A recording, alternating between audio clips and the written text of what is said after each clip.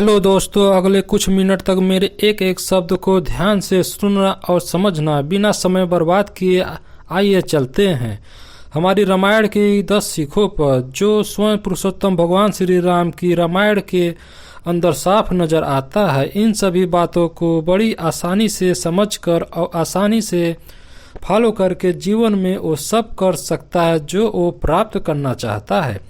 चाहे आप रिश्तों में खुशी बनाना हो, चाहे अच्छे दोस्त बनाना हो, चाहे सफलता पानी हो, चाहे लाइफ में ग्रोथ पानी हो या मन को शांत करनी हो। सीख नंबर 1, हमेशा सत्य की जीत होती है। चाहे झूठ कितना ही बड़ा हो, चाहे सत्य कितनी ही कमजोर लग रहा हो, लेकिन आखिर में सत्य अपनी ताकत दिखा देता है और झूठ फीका पड़ जाता है और सबके सामने आ जाता है। इसलिए अच्छाई की बुराई पर हमेशा जीत ही होती है। रावण बहुत बड़ा योद्धा था, उसके पास बहुत सारी ताकत थी। उसके हारने का एक ही वजह था कि वह बुराई के साथ था, अच्छाई के साथ नहीं था, इसलिए वह श्री राम के हाथों मारा गया। सीख नंबर 2 हमें यह सिखाती है, हमेशा विनम्र बने रहो। जब भगवान राम ने हनुमान जी को भेजा कि जाओ सीता का पता लगा कर आओ, तब हनुमान जी अपनी योग माया से और अपनी ताकत से माता सीता के पास पहुंच गए। हनुमान जी के पास तो बहुत ताकत थी, जो कि पूरा पहाड़ उठाकर ले आए थे। सीता माता को भी आराम से अपने कंधों पर बिठाकर ले आ सकते थे, लेकिन वह उस समय विनम्र बने रहे क्योंकि उनके प्रभु का आदेश नहीं था। हनुमान जी के लिए क्या मुश्किल था, पर वह विनम्र बने रहे। हनुमान जी की विनम्रता हमें बहुत कुछ सिखाती है। आजकल के लोग थोड़े से पैसे क्या कमा लिए, उनके अंदर घमंड ईगो आ जाता है और हम दिखाने लगते हैं, जो कि उस समय हमें हनुमान जी की तरह उस समय विनम्र रहना चाहिए। सीख नंबर 3, आपके निजी स्वार्थ से कहीं ज्यादा बड़ी है आपकी जिम्मेदारियां।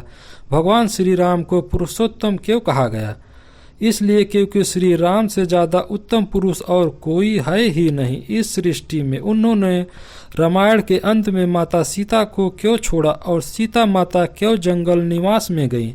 उनका मानना था राजा और रानी वो होते हैं जिन पर उनकी प्रजा भरोसा करे, इसलिए श्री राम मर्यादा पुरुषोत्तम राम कहलाएं। सीख नंबर 4 जो हमें रामायण से मिलती है, हमें हमेशा सबकी इज्जत करनी चाहिए। जब माता सबरी ने राम के दर्शन पाने के लिए इतने वर्षों से तपस्या कर रही थी, जब सबरी माता ने श्री राम को देखा तो आनंद में डूब गई। जब सबरी माता ने श्री राम को बैर खिलाने के लिए ले गई और सभी बैर को माता ने चख कर रखी थी, कौन सा बैर मीठा है और कौन सा नहीं।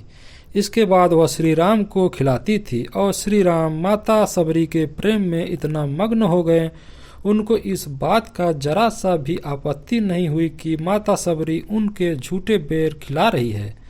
इसलिए हमें यह देखना चाहिए उसके मन में हमारे प्रति कितना प्रेम है और उसके स्नेह और प्रेम का सामना करे और सम्मान करे। सीख नंबर 5 जो हमें रामायण से सीखनी चाहिए, परिवार में एकता का होना बहुत जरूरी है, क्योंकि परिवार के सभी सदस्य का एक मत रहना बहुत जरूरी है, नहीं तो परिवार टूट जाता है। अगर वह परिवार एकजुट है तो वह बड़ी से बड़ी चुनौती का सामना कर सकता है।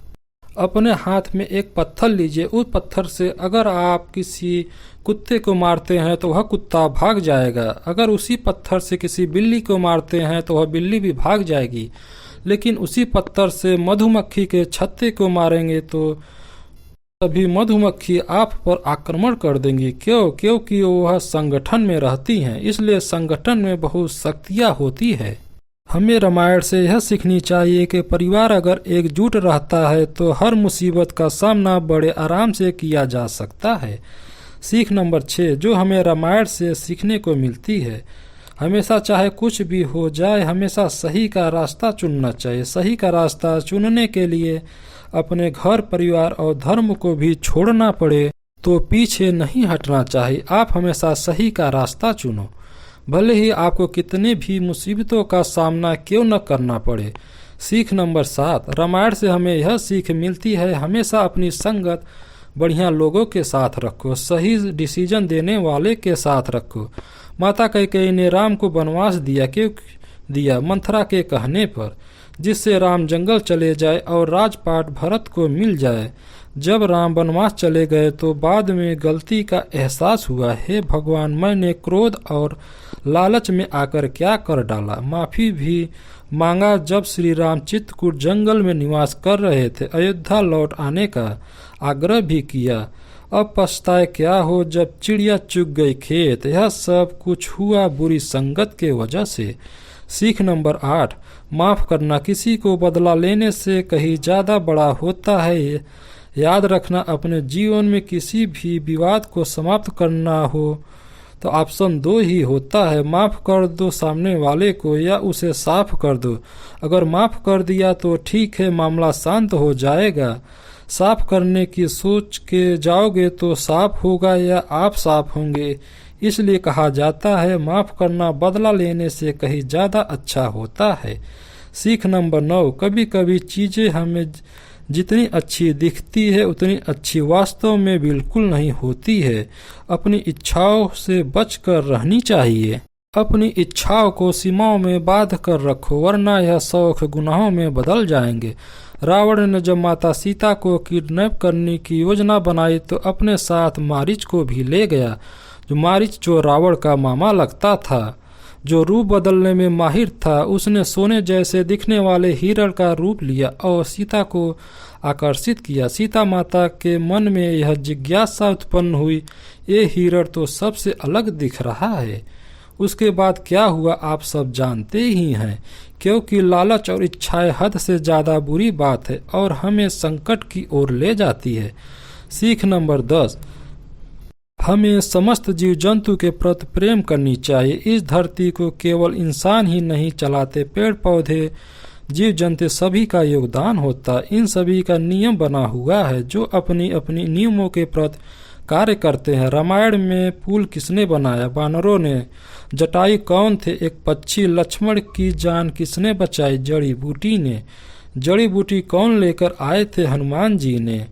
इसी प्रकार पृथ्वी पर सभी का अपना अपना रोल है, सभी को जीने का हक है। दोस्तों, वीडियो पसंद आए तो चैनल को सब्सक्राइब, लाइक, कमेंट जरूर कर दें।